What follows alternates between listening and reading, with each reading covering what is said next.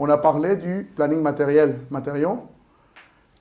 Quels sont les autres plannings qui en découlent de ça? Parce que je ne pas longtemps. Quels sont les autres plannings? Un planning que vous n'allez pas faire pour la préparation de votre projet, par exemple, cette fois-ci. Vous avez la chance. Ouais, le planning journalier. Le planning d'exécution, le planning général d'exécution, c'est ce qu'on va faire aujourd'hui. Et il y a un planning, en fait, dans l'exécution qu'on ne vous demande pas, dans le cadre de votre projet. La main-d'œuvre. Voilà.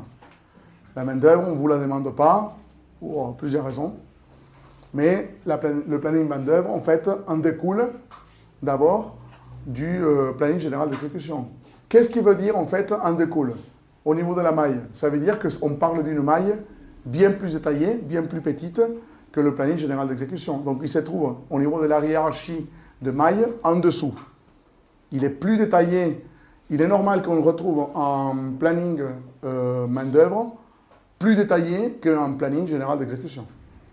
Donc, en partant de ce principe et en partant de tout ce que vous avez déjà acquis comme connaissance au niveau de planification et des tableaux de bord lors de la session précédente, la question qu'on doit se poser, c'est, parce que là, je vous rassure, en sortant d'ici, vous allez partir, vous allez me réaliser un planning d'exécution, vrai planning d'exécution, qui est adapté à son usage et qui respecte la maille pour laquelle il a été conçu.